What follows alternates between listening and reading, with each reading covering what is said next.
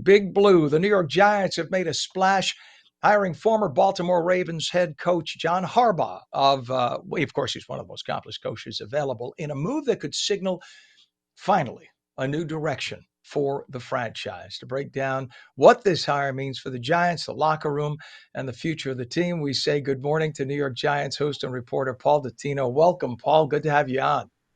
Nice to be with you, Ken. I think the blue puffs of smoke that came out of the Giants facility over the weekend are certainly a positive sign. We could only pray because, my family's been lighting candles. We have like 5 novenas. My father, who is 95, actually said mid-season he was giving up on the Giants for life. And my brother and I said, "You're 95." So, that really happened. So how significant is this hire for the Giants, and what does it say about where the franchise wants to go? Well, consider a couple of things. First of all, the good, young, quality talent that they have on the roster at some very key positions made people around the NFL believe that this was maybe one of the top 2 quality openings that would be available. So you combine that with John Harbaugh, who in his 18 years as an NFL head coach with the Baltimore Ravens won 1 Super Bowl, made the playoffs 12 out of 18 times. And I don't think you need to go to Atlantic City to like those percentages, okay? And so he comes here having only won less than 8 games in a season once in his coaching career. So the odds are really good that the Giants will turn things around under him. In fact, he's already been quoted on the record over the weekend as saying he expects to make the playoffs this year. So you better tell your dad that. I'll tell that to he actually took off. He said anything that says the Giants on TV, I'm turning it off. He's going to watch cartoons. I said, now it's time to turn off the cartoons. That's a dead serious story. So of course Harbaugh, he checks all the boxes. He's the most Yeah. accomplished free agent head coach, as you point out, available. So he is clearly the guy for the Giants right now.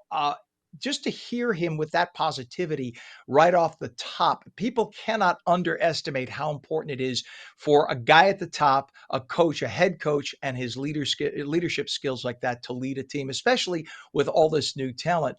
Where do you think it's going to go? Do you think that his prediction will come true? Well, I think the first thing that has to happen, Ken, he's got to acquire a staff. We know that maybe 1 or 2 of the guys from the old staff this past season may stay for continuity's sake. Oftentimes, a head coach, when he comes into a new situation, will virtually clean house, but keep 1 or 2 around just because they're Mhm. familiar with the locker room. They've got a conduit to some of the old players in the atmosphere, and it can smooth out some rough edges. So we'll see if he does, in fact, keep 1 or 2 potentially of the offensive assistants from the previous regime. But in all likelihood, he will dip into his own past and try to fill out as much of the coaching staff as possible. And Ken, let's not make any mistake about this. As important as the head coach is in a situation like this, the coordinators, the guys who call the Mhm. plays on offense and defense, and of course the offensive line coach, which is where everything starts in football, those are critical decisions that Harbaugh is going to have to make. Because as we say in the game, he's a CEO coach. He is the guy who's going to oversee everything. He's not going to get into the minutia. And what do you think about his reputation and track record influencing free agents who may be considering the Giants in the offseason? Yeah, that's a very important point because the Giants are expected to be in the middle of the pack in terms of available money to sign free agents. And we all know that when you can attract a free agent with a Super Bowl ring, with a winning track record, well, they may be a little bit more likely to come to you than maybe that other team that they're talking to. And who knows? They might even take a little bit less money. And really, when you think about it, the Giants have a few key free agents even on their own roster this year, like Wan'Dale Robinson, who caught over 1,000 yards worth of passes, which for those of you who don't know, that's really good. Maybe there's a better chance that he might stay now if he believes that Harbaugh is going to be the real deal. When do you think we will know the new era under John Harbaugh finally kicks in? When will you be convinced this is it? We got a great season.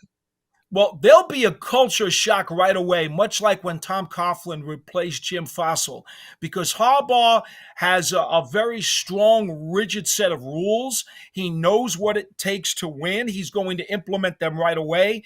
So, those of us around the team, in the locker room, at the spring practices, we'll notice changes right away. And we'll be like, okay, this train is on the right track.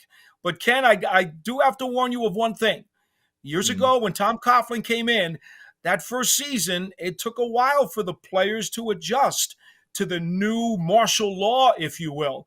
And the Giants did not have a winning record that first year. It was only after the second year that all of a sudden now things started to look really, really bright for the Giants. So the adjustment period could be a little longer, maybe than Harbaugh has predicted, but it wouldn't shock me if they make the playoffs right away. After all, Dan Reeves got the Giants to the playoffs in his first season back in 1993. Absolutely. It's sort of like riding the Titanic, though, right? As it's going full speed, trying to bring it to a stop. New York Giants host and reporter Paul Dottino, what an honor to have you on. We appreciate you so much. Thank you for coming on this morning. Oh, great to be with you, Ken. Thank you. You bet. All right. That was a treat. What a great guy. Amazing.